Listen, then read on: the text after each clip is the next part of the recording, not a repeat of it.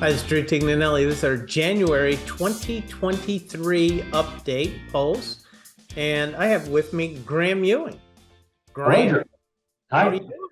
I'm doing quite well. Ready Yep. for Christmas and New Year's. Yeah. This is a new year, 2023. Time's just flying by. And, we're going into 2023 and as a company, stronger than ever. And we'll demonstrate that at the end of this video, showing the entire team of the consulate, 2023, I think, strong now. Right. So I started about 10 years ago, or a little more than that, and just the growth in the last 10 years even. I mean, it's at least doubled, if not yeah, more than that. and but it's been a difficult year, 2022. Absolutely. And everybody keeps asking, when's the market going to turn around? The media says that it's not going to turn around anytime soon. And one thing that I've learned in my career, Graham, is that nobody knows, even no matter how wonderful their pontification is, no matter how eloquently they write, no matter how much stats and facts they have, they never know, you They know? don't. They don't. And if they knew one time in the past, they'll never let you forget about that. But they Yes. won't remind you of the times they were wrong. That's absolutely true. And I mean, I could go back throughout history, littered with incredible media headlines like the 1980s, death of equities. Right. In the early 1980s, Barron's had a big article called "The Death of Equities." That there's just no reason to ever invest in equities again. Right. It's Right. over. It's done. Don't. And the Right. market went on an 1,100% increase over the next 15 years. You But know, that article headline, we know what it did. It got eyeballs on that, on that article. And that's all that, clients need to remember that the media, the financial news, they have one job. It's to sell advertisements to make money. So they're going to sensationalize stuff however they can to bring you into it, really drive that emotional reaction. So to think that they know what's going to happen is just false. yeah, it is absolutely. And the emotion that's driving 90 some percent of people that are reading financial things is Right. fear. And Right. so you're going to play into that fear, and you're going to want to get people to read to convince them that this is the way to go. This is what you need to know, because Right. we know what's going on, and this person's an expert. Look, they've done this and that. Right. And I've learned over time that markets are far trickier than that. I mean, go back just to 2020 when the pandemic hit. Right. The amount of articles for the first 4 or 5 months after the market took that giant drop in 20 some days were incredibly negative, talking about this is going to last for a long time. Right. Yet the stock market just went through the Right. roof for that period of time. And Right, right. you Well, and know, we have to remember that the markets are forward looking, right? So everybody is wondering when is inflation going to get a little better? And I know you wanted to talk about kind of how that seems to be normalizing a little bit, but we have to remember that the stock market and the economy are two different things. So that's what in 2023, what should we look out for in that regard? Yeah.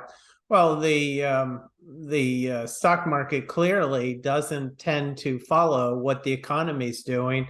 Usually, the economy is at its darkest moment when the stock market starts to rise, Right, and when that's going to be, I don't know, and right, nobody else does. right, All I know is that the United States isn't down and out. The stock market is not down and out, and it will revive. And if it doesn't, we might as well all pick it up and go right, home, because there isn't going to be much to our country left that we'd want to make it worthwhile. right, right. And Exactly. you made a You know, good point that this economy that we're actually entering is the norm from the 1940s to the 2008. right, Prior to 2008, the typical interest rate on the short end, Graham, was 2 to 4%. The typical interest rate on the 10 to 30 year bond was 4 to 7%. The typical inflation rate was 2 to 4%. The average inflation during the 1980s and the 1990s was more like 3.5 than it was 2 that supposedly is the Fed's target. Now interest rates are back into that 4 to 7% range right now, which is more normal. When I first got my first mortgage, I took out, it was like 12 or 13%. And in the like 2004, I remember financing for 4.5%, Graham. I was absolutely drooling over what an incredible opportunity this is. And just a year or two ago, I financed at 2.5% for 30 years. I would have never dreamed anybody would be dumb enough to lend you money for 30 years at 2.5%. Right. Well, and that doesn't even take us to the times where rates were somewhat negative in certain countries. And that's a whole other concept. But the point that we're making is that the abnormal time was 2008 to 2020. Those were abnormal periods of time with inflation at 0 to 1% and interest rates from 0 and in many countries negative. You can't even get your mind around what a negative interest rate is. In other words, if I lent you $100,000 at minus 1%, at the end of the year, you would say you only owe me $990,000. Right. I mean, I can't even get my head around that, Right. Did you hear that? I lend you $100,000 at minus 1%, and at the end of the year, you tell me that you only owe me $990,000. Well, it's kind of like oil a year or so ago, where they were paying people to take it off their hands because it was almost negative. They paid $8 a barrel for people to take oil from them because they couldn't get anybody to buy it. And then that's very, you think that it's the Saudis that are getting, are paying $8. That's not how it works. It's people who bought options and futures contracts saying, I'm going to buy this oil, but now they don't want to get receipt of the oil. They just want to get rid of it. And they can't find anybody to buy it. So they had to pay people to take it away from them. I mean, that was the greatest insult. Anyway, the point is that we are in more normal economic times today than we were over the last 10 years. And the world's not coming to an end. And yes, there are some problems in the world, but there's always been problems since the beginning of mankind. And they aren't going to stop anytime soon. Yeah, we don't want to pretend that the next 6 months or next 12 months or even longer could still be a bumpy road. That's the nature of investing. And I think the important part, as we always try to say, is your investing really needs to be in line with your financial plan. If you're going to spend that money in 12 months, it has little to no business being invested, especially in all equities. But if you're worried about the entire time frame of your retirement, that's where it might make more sense. Yeah. So speaking of things that you have in your control, like a financial plan, another thing that we really want clients to look out for is their own cybersecurity. So the IRS has this ID protection pin. Why don't you tell us a little about that? So the amount of tax returns that are being fraudulently filed is absolutely off the charts. I mean, you can't even begin to fathom these criminal organizations that steal Graham's Social Security number, make up numbers for him, and electronically file a tax return under Graham's name with Graham's Social Security number, and hoping that you had enough earnings and enough withholdings that the IRS would just shoot out a refund to them. Now, you might think that's ridiculous. Well, between something like 2005 and today, it's in the hundreds of billions that is supposedly states and federal governments have sent out in fraudulent refunds. So it was a very lucrative business. And they are trying to bring this under control, and they've been doing a much better job in the last few years. But one of the newest tools is an ID protection pin. So they gave these out to people who had already had identity theft. And now they're giving it out. Anybody who wants it can sign up for one. Just Google search IRS identity protection PIN.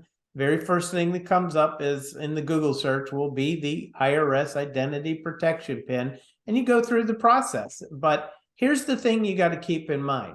You will not be able to file an income tax return unless you keep that PIN number safe and let your tax preparer know what your PIN number is. And every year you have to go back and get a new PIN number, okay? It's got to be a new PIN number every single year. And so you really are going to have to administer this. Now that to some people already, their minds are frozen after I just said that, Graham. They're like, oh man, I'm not going to do that. But let me tell you something. I've had quite a few clients who have had a tax return filed on their behalf. And it takes effort to get the IRS to recognize that that was a fraudulent return. Right. And here's the real person. Please accept their real return. Right. And please give them their refund. Right. Well, and to your point, we get a lot of calls from clients having us help them with the IRS, right? And we always have to get them to sign this form. I think it's a 2848, gives us the power of attorney option to act on their behalf, call the IRS. But I believe when you log in, you create an account like you're talking about, there's an ability to designate somebody on that account. Is that right?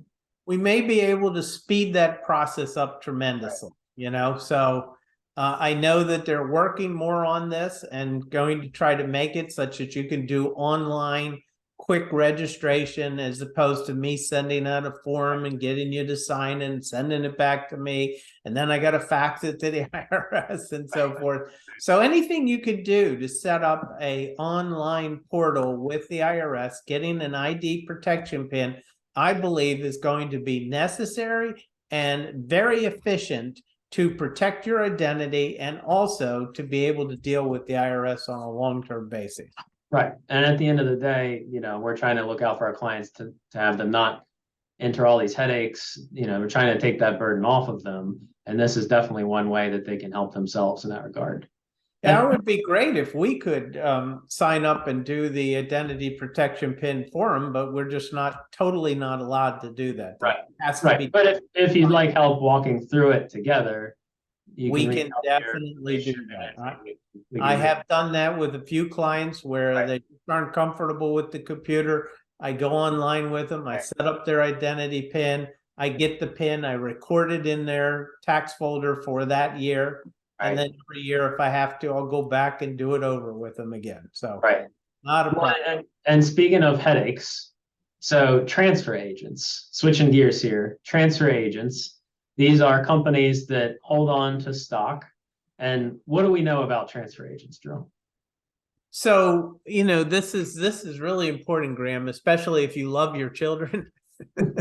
It is Christmas time. This is a good message. Or if you love yourself, or your children, you know, you won't leave stock with transfer agents. So what is a transfer agent? So there are companies like Computershare, American Stock Transfer, Equinity, Continental Stock Transfer, and Broadridge. Those are the 5 biggies. They represent about 70% of all stock registrations. Verizon, AT&T, Warner Brothers, Comcast, some of the ones that a lot of people have, MetLife.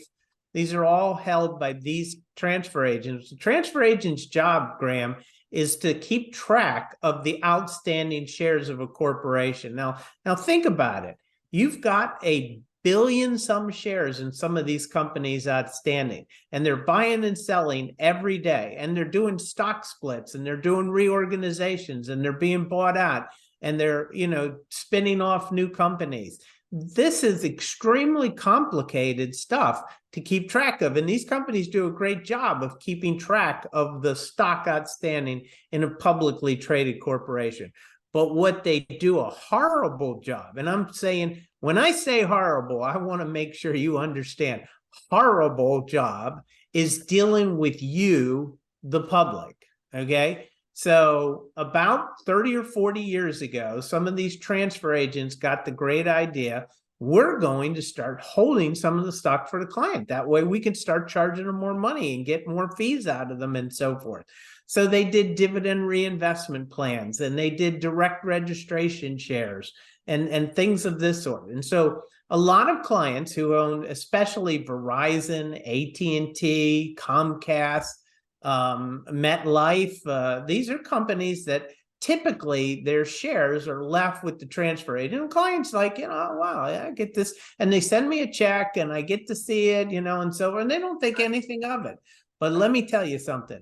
When I have to work with a client to get that away from them, especially after somebody dies, Right. it is unbelievable what we have to go through and the time we expend with the client. And a lot of these companies ask for a thing that most of us don't even know what it means. They've heard the term before, maybe. It's called a medallion signature guarantee. Right. And I just had an experience with this recently, and we're talking about a small dollar amount here, $1,000, $2,000. They need this, super secure medallion signature guarantee. We're not talking about millions of dollars for this. Let's explain to our listeners what a medallion signature guarantee is. Most people think it's a notary, just assure me that it's Drew Tignanelli. No. That's not what a medallion signature guarantee is. It's where a FDIC insured bank like M&T, PNC, Bank of America, Wells Fargo, a manager of that bank stamps that statement, says that's Drew's signature. And if it's not, the full faith and credit of Wells Fargo stands behind that issue. Right. 5, 6, 7 years ago, Graham, they used to give these out to anybody who was a good client. Within the last 5 years, I don't know what happened, but within the last 5 years, banks have absolutely said, carte blanche, I don't care who you are, you better be the absolute best client in our bank ever before we're putting our name on that. And you better have more money in your accounts than we're going to guarantee on that form. You can't get these anymore. Right. Get that stock away from these guys, because the easiest way to do that is to contact Graham and the other advisors of the financial consulate and give them your statement from Computershare, Equinity, American Stock Transfer, whatever. It's got your name and your address and your account number on there, and just sign a transfer form from Schwab. Schwab will put that medallion guarantee on there, send it to the transfer agent, or give it to us. And if your account's with Fidelity, give it to Fidelity, will put that stamp on there and send it to them, and the stock will come into your regular brokerage account. And a lot of times, Graham, we don't charge a client for these types of legacy stocks. Right. And if we do, it's like $50 or $100 a year at the most we might charge just to hold it, because we get charged something to hold those stocks. But our objective is to make it as simple as possible for you and your family to Right. deal with those stocks. And in a brokerage account is the best place. The transfer agent is the absolute worst place to keep them. And we're getting to the point that our team is saying, Drew, it's taken us a lot of time to get these things out of there. We can't take all this time. So help us help you and get these away from these transfer agents. Right. Well, and there's, just add one last thing. There's often a cost difference. If you were to sell shares of stock at the transfer agent versus selling them at Charles Schwab or a normal brokerage, we're talking about hundreds of dollars just in selling a stock, which is free. We saw one, Graham, about 2 years ago. Client sold about $50,000 worth of stock with the transfer agent. They charged them $350 in commissions, and Schwab would have done it for zero. Right. Fidelity would have done it for zero. Right. So they make a lot of money, and they're an absolute nuisance to work with. Right. But we have another topic to talk about before we wrap up, and you were going to give us that there's this new retirement tax law that's going to affect our IRAs, 401ks, 403bs. Right. We don't know that it's passed yet, but we're feeling like as inadequate, I mean, as incompetent as Congress is, and dysfunctional as they are, you get that sense that this one's a done deal, even though it keeps doing this, you know? That's right. It has been a bit of a roller coaster ride. Today, the time that we're filming this, the Senate is expected to pass it, but you always got to wait until it's law before you follow it for sure. So this is a little bit preliminary, but yeah, so it's called the Secure Act. And this one is actually Secure Act 2.0. There was Secure Act 1.0 in the end of 2019. And in 2019, the big change there was it got rid of that stretch IRA when you inherit an IRA. And we don't need to go too far into detail there, but this is round two. So these are more changes. And I'd say that the two big changes are, number one, the change in RMD age. What's an RMD? Required minimum distribution. That's when right now, when you reach 72, you have to start taking money out of your IRA. Well, this new law, if it becomes law, is that in 2023, you don't have to start taking these distributions until you are age 73. And then in 10 years from now, in 2033, they're upping that to 75. There's a reason for that, and it has to do with how the budgeting process works in Congress. So it's all about them having more money and everything. But all you need to know is that next year it's age 73, and in 2033, it's age 75. So that's one of the changes. The other change that applies to a lot of people who are still working are catch-up contributions. We already know there's catch-up contributions for 401ks, 403bs once you're age 50, but there are new catch-up contributions for age 60, 61, 62, and 63. Do those start next year? They don't. They don't start next year. They start in 2026. So for most of you who are already those ages, this is something you can probably ignore. But for anybody who's, mid 50s, late 50s, this might apply to you. And even the dollar amount that you can do for the catch-up contribution for these ages is still a little unknown at this point. I think there's a little more to come out to clarify some things. Yeah. And keep in mind, this hasn't passed yet. And when it does pass, there's a lot of complication and lots of different pieces of the law that are going to be changing. Graham just gave you a couple of the big ones that almost everyone listening here will be impacted on. But that's our job, is that if it passes, is to analyze this and be ready to help each and every one of you to figure out how this really comes into your best benefit, your greatest benefit. That's what we're going to do. Right. Anyway, Graham, we're out of time. We're probably way over time. And let's just wish our clients a happy and prosperous new year. Happy and prosperous new year. And I think you get to hear a little message from the rest of our team as well. Yep, and Mikey wasn't with me today because he was taking a long-deserved break, for the holidays. But he'll be on the message too. And this Drew Tignanelli wishing you a prosperous, blessed, wonderful, joyous 2023. Did I cover all my bases there, Graham? I think you did. I think you got them all. It's Drew Tignanelli saying God bless. Bye. As we look forward into the new year, we want to tell you how much we appreciate you and express our gratitude for the honor it is to serve you. We hope this new year is filled with health and happiness. And from all of us, Happy New Year!